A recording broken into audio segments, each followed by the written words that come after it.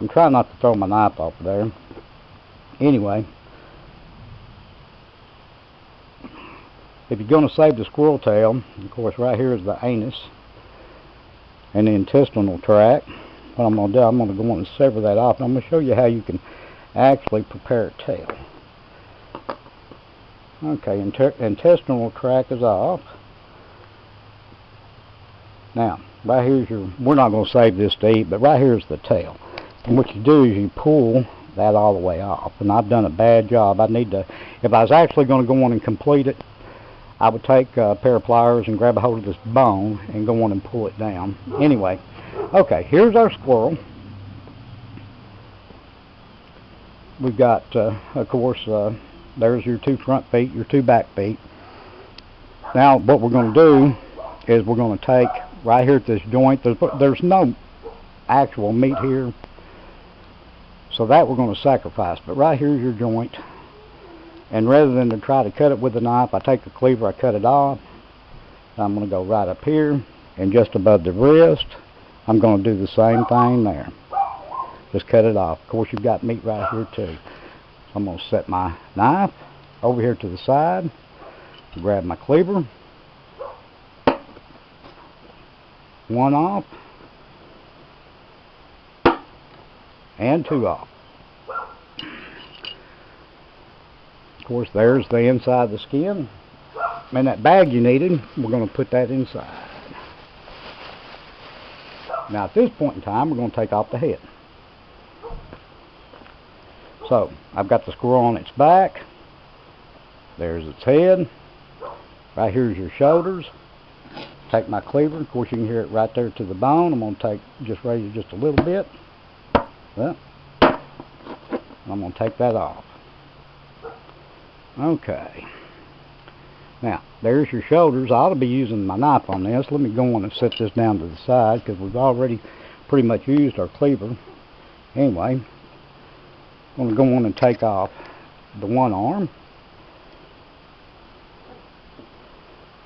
Now, if you look, you'll see right through here, and you can see actually the shoulders and everything, but I'm going to go on, I'm going to take off that arm. Of course, it's not ready for frying yet. I've still got to take off the paws off the 2 front arms. Let me go on and get the head here in our sack. And before we go to the gutting, well, set my knife down here. I'm going to go on and take 1 paw and the other paw. Got a little bit high, but no big deal.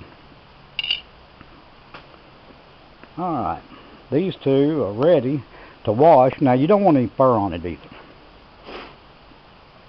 Now come time for the gutting. Okay, with a sharp knife, what you're going to do is you're going to start down here at the very bottom. Now remember, you've got your intestinal tract here. Right here are the hips. What we're going to do is we're going to pull the hips, hyperextend them. Sometimes they'll break right there. Now, what I'm going to do is I'm going to take my cleaver and I'm going to chop right through that hip and cut. Okay, now we got one of the back legs. I'm going to do the same over here. I'm going to cut right down through, that way I can find it. Take my cleaver, I'm going to get my fingers back here a little bit. Do the same there. Okay, now, what you need to do now is kind of feel for the rib cage. In fact, you can kind of see it right through here too. There's the base of the sternum xiphoid process on a human for doing CPR. But anyway, I'll take a sharp knife. I should have brought out some water. We're going to make just a little bitty incision through here. Trying not to bust any of the internal organs. I'm taking my fingers, keeping the meat back away from the organs, spread them apart. I'll take them right up. Of course, now this knife too is razor sharp. I guess I should have told you that to begin with. Okay, now in a survival situation, you would probably want to keep as much of the edible parts as possible. You see this big brown, well, ladies, I'm sure y'all have cut liver. That's what that part is right there. We're actually not going to save this. I don't care for liver, but in a survival situation, you're hungry, by golly, I would. Anyway, there's the liver. This part right here is the stomach. Of course, the stomach. There's your esophagus that's going up. And of course, up inside here, my pellet has actually popped or penetrated the actual lungs. And I'm trying to get this out right here so you can actually see the heart. That's right up inside. What I'm going to do, I'm just going to pull. I'm going to pull that esophagus part out. Right. And there's your heart.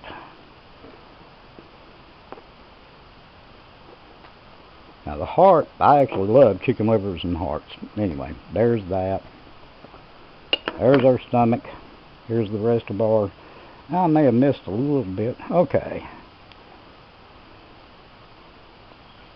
Anyway, now what I'm going to do, I'm just going to strip right on down using my pointing finger right down on the inside. I'm kind of hooking it between the hip bone.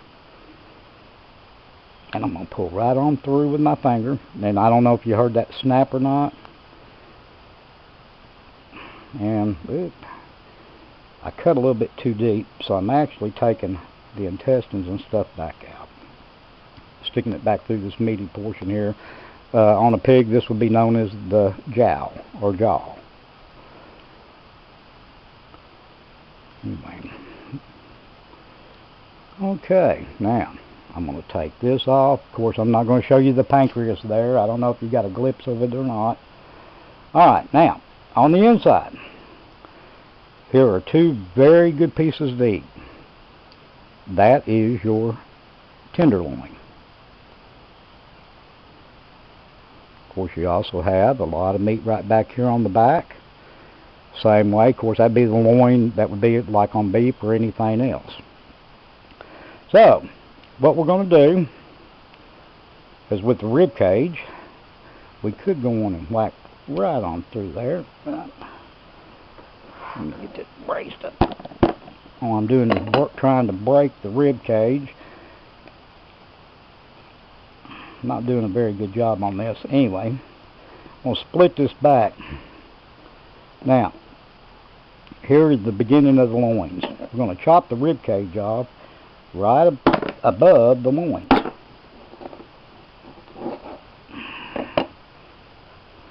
course, we still got the back here.